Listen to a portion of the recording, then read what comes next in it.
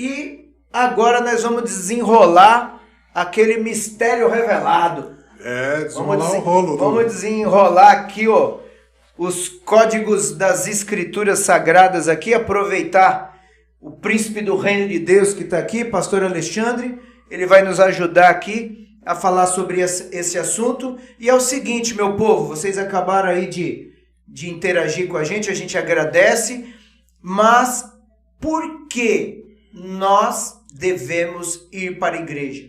Qual a necessidade de irmos para a igreja? Porque hoje nós temos uma cultura das pessoas sem igreja. Nos bastidores, o pastor Alexandre entregou um código aqui muito interessante. A cultura daqueles que querem o noivo, mas não querem a noiva. Porque é uma figura, né? O noivo é Jesus, a noiva é a igreja. Nós temos isso lá em Efésios capítulo 5. Então, eu achei interessante essa metáfora por conta do quê? É muito comum hoje nós encontrarmos cristãos que não estão mais congregando. Só que nós temos que ser honestos com aquilo que a Bíblia Sagrada entrega. E não podemos apenas conduzir a nossa vida com aquilo que nós achamos, com aquilo que nós pensamos. É por isso que nós temos os códigos das Escrituras Sagradas. E nós convidamos, em especial, o pastor Alexandre, e ele vai nos ajudar a fazer essa reflexão, a pensar, a bater esse papo. E ainda esses dias eu recebi algumas mensagens dos nossos ouvintes aqui. Tinha uma turma aqui que estava mandando mensagem, trocando ideia. Ah, pastor, eu estou bem, tudo, mas eu não estou muito confortável para ir para a igreja, então eu vou adorar a Deus em casa mesmo. Isso é bíblico. A Bíblia, o que a Bíblia fala sobre esse pensamento, né? Então, eu gostaria aqui, só que o pastor Eliseu tem um versículo antes de eu passar aqui para o pastor Alexandre, que é... Salmo 122. Alegrei-me quando me disseram, vamos à casa do Senhor. Que é verso 1? Primeiro, verso primeiro. Salmo 122, verso 1 diz, alegrei-me quando me disseram, vamos à casa do Senhor. Top. O senhor pode nos entregar aí, pastor Alexandre, em cima dessa reflexão aí que nós estamos provocando aí o pessoal de casa? Só uma coisinha assim. Claro. Eu aprendi uma coisa, pastor. A melhor igreja... Me perguntaram, né? Falaram assim, pastor Eliseu, qual que é a melhor igreja? Porque eu quero ir, eu quero uma igreja legal em tal lugar, na cidade que eu vou morar. E qual que é a melhor igreja que você me indica? Eu falei, a melhor igreja é aquela que o Senhor que você estiver. Né? Não é a igreja com o melhor som, a melhor igreja, sim, hoje, para mim, é a igreja que eu estou congregando, que eu estou servindo. Essa, para mim, é a melhor igreja na Terra. Né? Hoje, a melhor igreja na Terra, para mim, é Renovo. Glória. É um assunto importantíssimo, né? Porque hoje nós temos aproximadamente 13 milhões de pessoas afastadas. 13 milhões. Gente, hein? É muita gente. Né? Antes da pandemia, quase, né? Antes da pandemia, já tinha 10 milhões de pessoas afastadas. E aí quando você fala afastado, você fala assim, mas tem muitos que vão dizer assim, eu me afastei da igreja, mas não me afastei de Jesus. Eu não estou na igreja, mas eu estou com Jesus, eu estou com Deus, né? E aí é aquilo que nós estávamos conversando, né? Antes daqui, né? Tem... A própria Bíblia nos ensina, né? A gente estava falando, Hebreus 10, 25, não deixamos de congregar, como é costume de alguns, antes admoestando-nos uns aos outros, e tanto mais quanto vedes que se vai aproximando aquele dia. Então a gente vê que aqui tem um código, né? Aqui o Senhor está nos instruindo, né? Olha, não deixe de congregar. E por que a gente fala isso? Porque tem pessoas que vão falar assim, eu tô com Deus, não quero nada da igreja, mas eu tô com Deus. Então existem alguns tipos de pessoas, né, que estão por algum motivo afastados. Existe aquele, hoje em dia tem vamos dizer a palavra, os desigrejados, né? Alguns deles, na verdade, a gente poderia dizer que estão semi-desigrejados, vamos dizer assim. Mas são pessoas que elas vão no culto uma semana e falta 3. Elas vão no culto 2 semanas e falta 5. Não, porque eu tenho um compromisso ali, porque eu tenho uma outra prioridade, porque eu tenho isso, porque eu tenho aquilo, né? Então, mas essas pessoas, elas têm temor.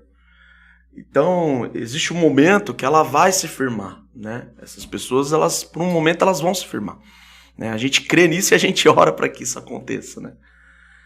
Então, existe algumas pessoas que elas não estão na igreja, porque elas vão dizer que, mas eu tô muito machucado, eu tô muito ferido. Pastor Halim, a maioria das pessoas que nós recebemos ali na Renovo, eu digo pessoas que vieram de outros ministérios, que vieram de outras igrejas. A grande maioria deles chegaram ali feridos, machucados, decepcionados com algumas coisas que aconteceram. Se você for olhar, você fala assim, puxa, mas ele tem razão. A verdade é que ele não tem razão. Porque o evangelho do Senhor é a cruz, como estávamos falando, né? É a cruz. A cruz, ela tem uma posição vertical e horizontal. Então essa pessoa, ela diz assim, meu negócio é com Deus. Ela quer o vertical, ela e Deus. Eu não quero nada com a igreja. Eu quero Deus. Mas o Senhor nos ensina a amar primeiro o seu Deus. Então ela está certa. Mas depois ele diz, amará o teu irmão, o teu próximo. Então a cruz, ela nos leva, eu tenho que ter o meu relacionamento com Deus, mas eu tenho que ter o meu relacionamento na horizontal com o meu irmão, né? Então a igreja, assim como a palavra de Deus diz aqui, admoestando uns aos outros. É quando a gente aprende com os nossos irmãos. Quando a gente precisa da igreja, porque na igreja é um lugar onde nós aprendemos com os nossos irmãos. Onde a gente aprende muitas vezes quando a gente é ferido mesmo. A gente aprende muitas vezes quando a gente é confrontado mesmo, né? A gente aprende quando alguém machuca a gente mesmo, né? É um Pedro que não queria que Jesus fosse para a cruz, né? Muitas vezes, você não vai. Aí Jesus vira para ele e fala assim, para trás de mim, Satanás. Eu preciso passar por isso. Então tem pessoas que eles olham aquilo ali e falam, não, eu não preciso passar por isso. Então eu não quero, prefiro sair da igreja, vou sair da igreja porque o pastor me cumprimentou, porque o irmão não olha para mim, porque o irmão tá bravo comigo, porque a irmã não sei o quê, porque sei lá. Cada um dá um motivo. Mas nada disso é motivo quando você olha para a cruz, quando você vê o horizontal, porque aí eu preciso amar o meu próximo, aí eu preciso perdoar, eu preciso andar em unidade, eu preciso congregar. E quando eu congrego, eu sou confrontado. Quando eu congrego, eu aprendo com Cristo. Quando eu congrego, eu estou aprendendo a suportar o meu irmão, muitas vezes. E as pessoas, elas muitas vezes não entendem isso, né? A igreja, a gente aprende, a gente recebe a palavra, tudo, mas é naquele ambiente que ele nos leva para ser a imagem e semelhança de Cristo. É onde trabalha a nossa motivação, né? Onde as coisas acontecem. Onde as coisas acontecem, porque a gente aprende, muitas vezes, aquele irmão que te afronta, ele sempre está te ensinando alguma coisa. Aquela pessoa que te humilha, ela te ensina muitas coisas, muitas vezes, né? Então, muitas coisas que acontecem conosco, ela vai extrair de nós alguns problemas que a gente vive dentro da própria igreja. Ele vai extrair de nós algo que, às vezes, a gente precisa ser curado ainda, a gente precisa ser tratado. Às vezes, acha que a gente tem uma maturidade e não tem. Na primeira vez que é confrontado, quer sair da igreja. Acha que tem uma maturidade, acha que já pode até exercer algo e fazer algo, mas na primeira vez que um irmão humilha ou acontece alguma coisa, a pessoa não tem a sensibilidade de entender que são situações como essa que muitas vezes que Jesus está forjando o nosso caráter, está nos ensinando, está nos levando para a cruz, né? E tem, né? Mas essas pessoas, elas também têm ali elas têm um encontro com Deus, elas vão ter um encontro com Deus, né? O maior problema mesmo é aquele que fala assim, eu não quero nada com a igreja. Eu não quero. O maior problema é as pessoas que eles olham e falam assim, meu negócio é com Deus. Eu falo é com Deus, né? Eu falo com Deus, eu não preciso dos homens, eu não preciso disso, né? Moisés também, né? Moisés fala assim, o negócio dele era com Deus. Deus falava, né? Mas Deus usa o sogro para poder dar uma direção, né? Aí Deus usa... As pessoas têm uma visão errada quando nós falamos igreja, né? É que nem eu já escutei muito isso, né? Tem que ter uma sabedoria para discernir isso, lógico. Mas Sim. As pessoas falam, não, igreja é minha casa. Eu já escutei muito isso. É um jargão. A pessoa fala, não, a igreja é a minha casa. Não, a sua casa é a sua família.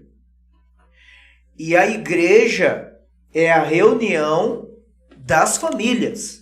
É a reunião das pessoas. E outra coisa, igreja também não é o templo. Igreja não é o templo. Então, eu acho que é aí que existe essa confusão, pastor. Que a pessoa começa a entrar em parafuso. Ah, não, adora a Deus em casa. Não, aí a sua casa é a sua família.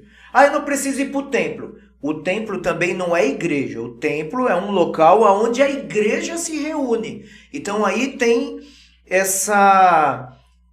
a pessoa ela não consegue dividir isso, entender que a igreja é a reunião das pessoas. E a Bíblia mesmo fala, né, que a igreja é o corpo Sim, de Cristo. É o corpo. O ajuntamento, né? O ajuntamento. Aí alguns vão falar assim, mas o meu negócio é com o cabeça. Que é Cristo. Mas ele não vive sem as pernas direito, né? Ele tem dificuldade de se locomover sem as pernas, né? Sem outra parte do corpo, né?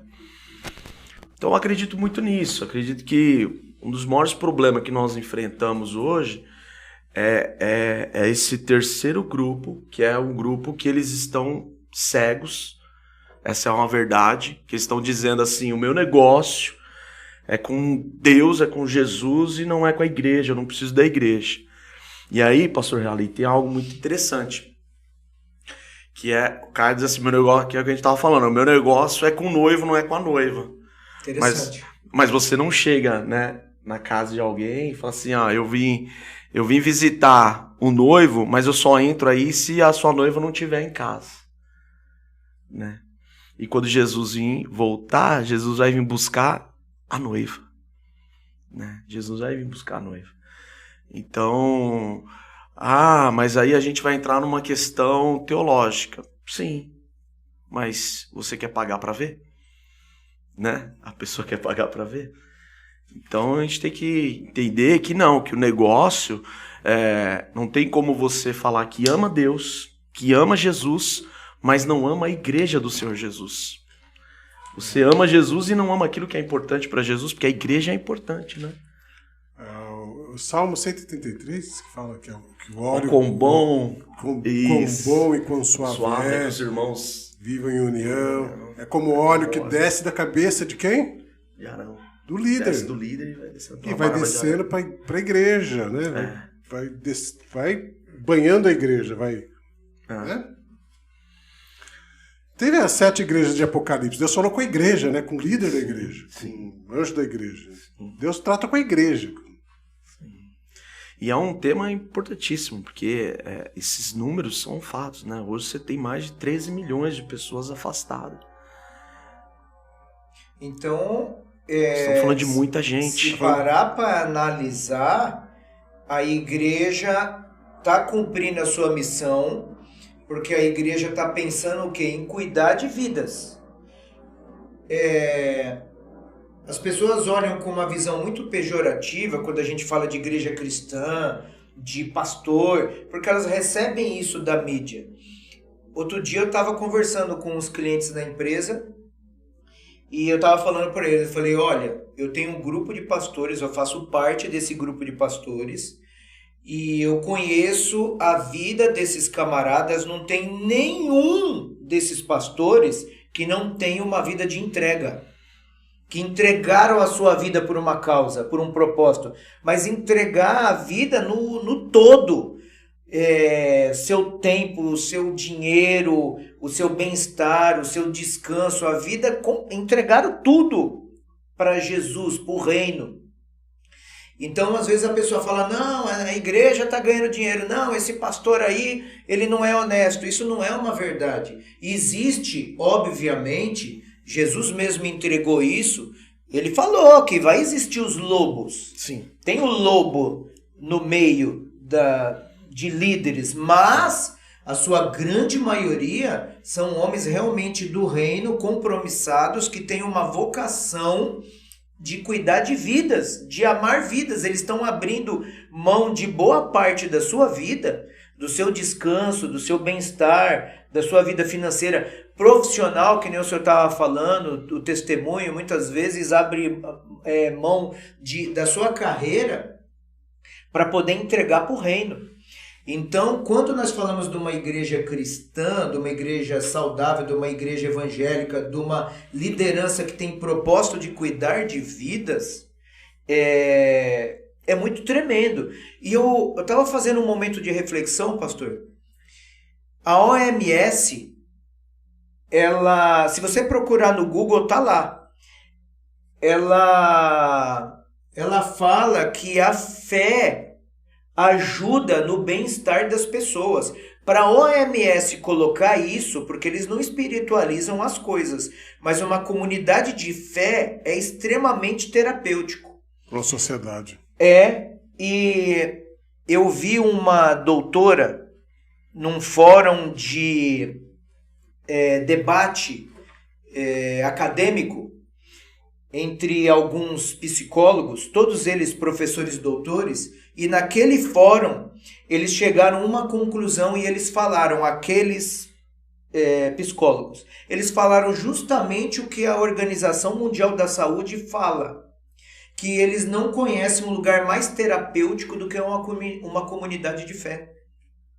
Não tem. Então às vezes a gente fala, não, eu vou adorar Deus em casa. É um tiro no pé. Porque Sim. Nós temos que viver em sociedade. Agora, se vivermos numa sociedade onde nós temos o Evangelho, a palavra, tem Jesus, o Espírito Santo, imagina a cura que essas pessoas vão ter. E tem outra, para resumir essa reflexão que eu estou falando aqui. O senhor estava falando uma coisa e eu estava pensando aqui. Das pessoas que elas, não quero ir para a igreja, por isso. Ou às vezes a pessoa chega na igreja e, segundo a psicologia, uma pessoa ferida, ela fere. Então a pessoa ela não chega na igreja para ser curada. Ela vai porque convidaram, ela sabe que é um caminho, ela acha que é legal, mas ela está tão quebrada, tão ferida, tão machucada, que quando ela cai lá dentro, ela machuca as pessoas que estão tentando curar ela. Ela dá trabalho para o pastor, ela dá trabalho para os líderes de célula. Quer morder, né? Quer morder. Na verdade é o seguinte, né? A pessoa não chega ovelha, chega bode, né? Berrando, dando chifrada, dando coice. Eu falo isso porque eu cheguei assim, né? Mas isso é muito comum. Aí entra um desafio dos pastores, porque as pessoas, elas pensam que é só chegar lá, tá tudo lindo. Os pastores têm muitos desafios. O cara tem que ter muita vocação, tem que amar gente, tem que amar as vidas. Porque imagina só, a troco do que o camarada vai chegar lá e vai assumir vamos dizer assim no ditado popular, né, na gíria popular, vai assumir um BO desse. Um monte de pessoa chata dando chifrada, coiçada, berrando. Ou seja, uma pessoa ferida, ela fere, é automático. A pessoa ferida, ela fere no automático da vida dela. Mas ela chega num lugar que as pessoas estão, começando do pastor, o pastor decidiu falar, eu vou cuidar dessa pessoa ferida. Ela está sangrando, ela está ferida, ela não está bem. Essa situação dela não estar bem, ela vai ser uma pessoa azeda, amarga, não vai querer se socializar saudavelmente, então ela vai ter dificuldade de ir na célula, ela vai ter dificuldade de congregar, mas você acabou de dar o seu depoimento. Eu era uma pessoa assim, o senhor falou. Hoje você é um pastor e você cuida de vidas. Sim. Ou seja, chega a pessoa ferida, ela é curada, tratada, ela se torna uma pessoa saudável emocionalmente, principalmente espiritualmente. O que vai acontecer? Ela vai começar a gerar pessoas saudáveis. Quem estiver perto dele vai ser saudável, começando as pessoas dentro de casa. Eu vou dar um testemunho rapidinho aqui. Quando eu me converti, eu fui aqui de São Paulo, que é a minha família, vamos dizer assim, 70% da minha família do Nordeste por parte de pai e por parte de mãe. Então aqui nós temos aí, vamos dizer, acho que até menos, ou mais, 40%, vamos colocar aqui, da nossa família está aqui. Eu fui o primeiro cristão evangélico. E quando eu me converti, lógico que foi um processo de transformação, mas eu levei minha casa para Jesus. Começou pela minha mãe, depois os meus irmãos, a minha irmã foi junto com a minha mãe e por último foi meu pai. Hoje meu pai é um presbítero da igreja. Entende? Ou seja, eu não era uma pessoa emocionalmente, espiritualmente saudável, mas alguém comprou a briga, vamos dizer assim, falou assim, eu vou trabalhar na vida desse cidadão. Eu vou trabalhar com evangelho, com discipulado, mas, entregando aí para o pessoal que está ouvindo, a palavra manso, ela tem uma raiz, essa palavra, que significa fácil de ser conduzido. Quando eu caí numa célula, quando eu cheguei numa célula, os discipuladores explicavam como funcionava e eu estava apaixonada por Jesus. Eu falei, não, eu quero ser discipulado. Eu permiti ser discipulado. E ali eu comecei a ser quebrado, é óbvio. Ali foi um processo de quebrar. E o próprio pastor Abe Huber, ele fala, não existe discipulado sem confronto. A maior sacada do discipulado é quando a pessoa permite ser quebrada. Permite. Aí é o tratamento, né? É um tratamento, é uma cura, né? O confronto em amor, né? É importante a gente falar sobre isso, sobre o confronto. Porque tem muitas pessoas, quando você fala às vezes em discipulado, a pessoa ela veio de um... Tem pessoas que... Uma vez chegou um rapaz na igreja e disse pra mim, não, esse negócio de discipaulada. Eu falei, como assim discipaulada? Eu já ouvi, essa é nova. Discipaulada. Essa daí é nova. E o cara às vezes não entende, né? A questão do discipulado. É que, enfim, existem formas de você confrontar a pessoa, né? E quando você confronta ela, trabalha no caráter, mas mostra em Cristo Jesus, em amor aquilo, quais as consequências, o porquê daquela mudança precisa acontecer, né? Então, a pessoa ela vai ficando curada, saudável, e amanhã ele está discipulando, e daqui a pouco é outro que vai, e um vai discipulando o outro, e esse é o evangelho, né, pastor? Eu acho que todos nós, né, quando entramos no ambiente, entramos na igreja, quando começamos ali a ser tratados, né, existe um processo para que a pessoa, desde o processo onde ele é curado, né, onde ele recebe uma cura, seja nas motivações distorcidas, seja na decepção, ou um tratamento mesmo interno dele, né, e até o período em que ele está pronto, e o pronto a gente precisa tomar cuidado, porque ninguém nunca está pronto, né, mas quando ele está, né, vamos dizer assim, pronto para começar também a discipular, para cuidar de outras pessoas, né. Então, eu acho que esse é a graça do evangelho, né, para conosco, né. Tem um rapaz na igreja, o Kelvis, esse que está aqui conosco aqui, eu gosto do exemplo do Kelvis, que ele é um exemplo maravilhoso. O Kelvis era ateu, pastor. Ateu, não acreditava em Deus. Chegou no culto fechado ali. E ali ele começou a receber a palavra, ele começou a ir para o culto. O Kelvin se converteu, né? Aceitou Jesus, desceu as águas. Então o Kelvis começou a ser discipulado pelo Felipe, pela Amanda. Então houve um trabalhar de Deus, né? Para que hoje o Kelvis está liderando uma célula, o Kelvis começou agora a discipular também. Então você vê, é um processo, né? Eu estou dando exemplo dele, mas tem muitos. Mas você vê um rapaz que a gente sabe como é difícil um ateu, né? Então um rapaz que é ateu, que não acreditava em Deus, na existência de Deus. Né? E hoje está aí, hoje é um líder lá na igreja, um líder na mídia. Isso vale a pena, né? Vale a pena. Vale a pena. A gente vê pessoas, né? A gente tem uma jovem que está lá em Portugal, né? Que chegou na igreja com tantos problemas de droga, tantos problemas, né? Então a gente vê a pessoa passar por uma mudança, por uma transformação. Se torna uma pessoa produtiva. E depois, né? sim. Tanto para o reino quanto para a vida dela. Para a vida dela, para a sociedade. Para tudo. Né? Hoje a gente vê a quantidade de pessoas que tem, né? O crime, pessoas que estão presas. A grande verdade é que se essas pessoas estivessem na igreja, firmes no Senhor, nós não teríamos esse índice que nós temos hoje. Interessante, né? O apóstolo Paulo sempre falava com a igreja, né? Sim. Com a igreja de Éfeso, com a igreja em Coríntios, com a igreja... O apóstolo Paulo sempre falou com as igrejas. Pregava na rua, pregava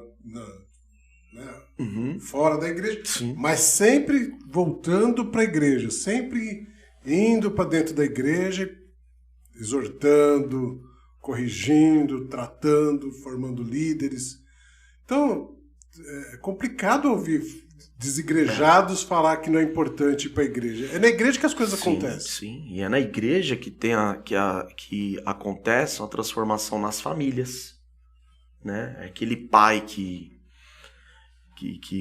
quando tem um encontro com Jesus, ele começa a ter outro tipo de comportamento dentro de casa. Né? Então, para a sociedade. É aquele rapaz que era um traficante que teve um encontro com Jesus e tem a vida mudada. Então a importância da igreja hoje não só de uma forma, mas na sociedade de uma forma geral, né? A igreja tem uma importância muito grande. E uma pessoa, eu não consigo imaginar uma pessoa fora do ambiente da igreja, né? De estar ali congregando, né? Se a gente for falar friamente, assim, eu até entendo pessoas que se frustraram no ambiente igreja. Porque a gente começa a falar assim, alguém pode estar falando, você não sabe o que eu passei dentro da igreja. E eu, como psicólogo, já ouvi muita coisa pesada que aconteceu dentro, infelizmente, aconteceu dentro do ambiente que não podia de jeito nenhum ter acontecido. Sim. Né? Mas se aconteceu, irmão, Deus tem um lugar para você congregar. É isso mesmo. Busca aquele lugar que Deus preparou para você, existe um lugar onde é saudável, igual o pastor Hag falou. Como existe igreja saudável, também você vai encontrar igreja que não é saudável. Mas você tem que ter um senso crítico, olhar, orar, pedir para Deus uma direção para estar debaixo de um, né? Sim. De um pastoreio. Lá em Colossenses mesmo, ali a Bíblia nos alerta com relação a líderes que, ao invés de tratar, de curar, aí vai a minha crítica também, porque a gente fala que a igreja é uma maravilha e tal, mas aí eu tô colocando, agora eu tô do lado daquele que tá ferido, que não quer saber de ouvir falar em igreja, né? A empatia agora, eu tô agora olhando nos olhos dessa pessoa e eu te entendo, mas você precisa buscar um lugar onde você possa congregar, né? Até porque aí entra a questão da cruz, a gente volta para a cruz, né? Eu amo a Deus, mas eu preciso amar o meu irmão. Então, por mais que você tenha problemas, os problemas nunca vão ser maior do que o perdão. Eu preciso perdoar.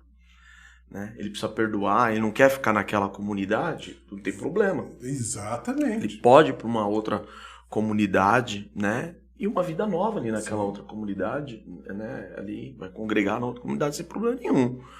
Mas ele precisa está envolvido. Está envolvido. Ele precisa também liberar o perdão para aquilo que possa ter acontecido, da onde ele diz que ficou ferido, né? A gente não está ignorando a ferida desse irmão. A dor que ele passou. Não. Porque uma vez, pastor, alguém chegou para mim e falou assim, foi há muitos anos atrás, em atendimento. Eu fiquei, né? E essa pessoa começou a falar o que aconteceu com ela dentro da igreja. Né? Ela perdeu tudo, a vida dela. E assim, e ouvindo aquilo ali, você fica meio chocado, assim, né? E eu comecei a perceber a dor que ela estava passando. E aconteceu dentro do ambiente eclesiástico, sabe? Uhum. Né? Eu falo isso para que as pessoas nos ouvindo saiba que a gente não está falando aqui, né, só defendendo o nosso... tem que ir para a igreja. Não, eu entendo porque você não quer ir para a igreja. Mas eu também entendo que você precisa de cura, que você precisa ser restaurado, que Deus precisa trabalhar na sua vida e você precisa se dar essa oportunidade. Porque congregar é maravilhoso. Eu me frustrei muito dentro da igreja. Apanhei demais, mas eu não consigo largar os meus irmãos. Eu não consigo deixar de estar junto com os meus irmãos. Estar congregando, de ter aquela vivência no dia a dia, de ir para a cozinha da igreja e, sabe... A comunhão do final do culto. A comunhão no final do culto, né? Tem uns irmãos lá que tem que apagar a luz, senão então, não vai isso é uma delícia. Isso é uma delícia viver essas coisas na igreja. É ou não é? O senhor está falando uma coisa aí que faz muito sentido. Às vezes a pessoa não teve essa experiência, ela não conseguiu enxergar como funciona o mecanismo da igreja, como funciona o corpo da igreja. Então ela vê a igreja com outros olhos. Ela não consegue enxergar a igreja, que nem eu acabei de falar. A ciência, ela se dobra para os resultados positivos de uma comunidade de fé. Acabei de falar sobre a OMS, sobre esse fórum de psicólogos. E se você parar para analisar e começar a viajar aqui no campo das ideias, para pensar. O pastor até estava comentando sobre isso. A igreja, ela vai lá e faz um trabalho para crianças. Então a criança vai ter um trabalho para aquela idade, vai ter uma atenção especial e pessoas que se capacitaram para isso. Aí ela vai e faz um trabalho para o adolescente. Ela faz um trabalho para o jovem solteiro, para o jovem que está namorando, para os casais. Faz um trabalho para os casais. Ou seja, faz um trabalho para a melhor idade. Ninguém está excluído. Todos estão tendo atenção especial na comunidade de fé, na igreja. Da criança à melhor idade. Agora, vamos viajar aqui no campo das ideias. Imagina só, todos nós aqui, aposentado, velhinho, sabe? Imagina só, sem a cobertura, o atendimento, a vivência na igreja. Como seria? Sabe? Olha só, porque é que nem eu estou falando, todas as idades são atendidas pela igreja. Aí eu estou viajando aqui mesmo. Você chega na melhor idade, você tem o trabalho que você... Por que eu estou falando isso? Nós enviamos uma certa vez um missionário para Crato e para o Juazeiro do Norte. É um irmão, um amigo nosso. Eu fiz o desafio, ele topou. E quando ele chegou lá, ele falou: Pastor Rali, todos os ônibus que saíram de São Paulo, eles foram de ônibus. Alguns de avião, mas a maioria foi de ônibus.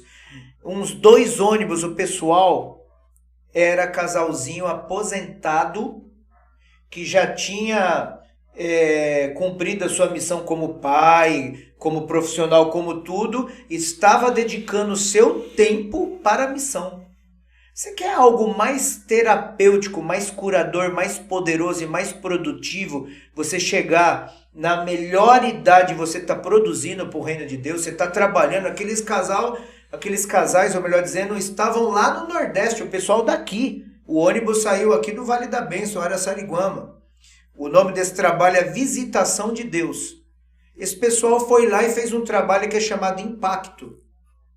Eles ficam 6 meses de oração e jejum e depois tem a Semana do Impacto. E eles saem evangelizando, orando. Ele falou, pastor, 2 ônibus era o pessoalzinho, as famílias, os casais aposentados, produzindo, trabalhando. Eu fiquei imaginando, pensa numa coisa maravilhosa. Isso é vida. Exatamente. Isso é vida. Você tá ali produzindo e você, tipo, você não tá no sofá assistindo televisão, você tá voando aí, produzindo, fazendo. Então, eu me converti numa igreja, Assembleia de Deus do Taboão. Eu olhava aqui, o coral, tinha muita gente de idade já assim. E o prazer deles viver aquilo ali, ensaiando, o convívio deles, sabe, conhecendo gente nova, entrando gente nova no coral, sabe, aquela vivência ali a música envolvida na vida dessa pessoa, da família, a arte, né, da música, da musicalidade, do instrumento, de tocar o instrumento, as pessoas... Então, isso é uma riqueza de cultura, de espiritualidade, de unção, de graça, de bondade de Deus para essas pessoas. Eu não entendo como não ir para a igreja. Né? A minha mãe, ela se converteu jovem, bem jovem. Eu nunca vi a minha mãe faltando à igreja assim por... Eu vou porque eu estou cansado.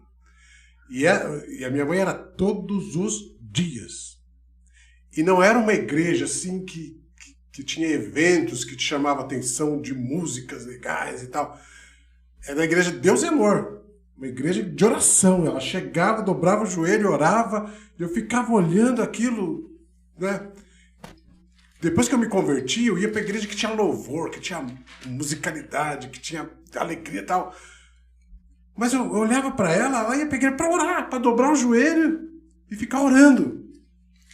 E ela, até hoje, com 90 anos de idade, ela vai de segunda a sexta-feira para a igreja. Sábado ela vai à tarde para o ensaio. E ela não deixa de ir para a igreja. Sabe? Porque aquilo ali é a vida dela. É a vida dela. É a vida dela. E como não ir para a igreja, pastor? Eu e minha esposa, a gente brinca, né? Tipo, o pastor Rally tava comentando e minha esposa, a gente conversa com o outro. A gente fala, quando a gente ficar bem velhinho, quero estar trabalhando muito para Jesus. A gente quer envelhecer trabalhando muito para Jesus. Que é prazeroso, né? Você tá ali, congregando com os irmãos, servindo a igreja, né? Servindo ao Senhor Jesus, servindo os irmãos.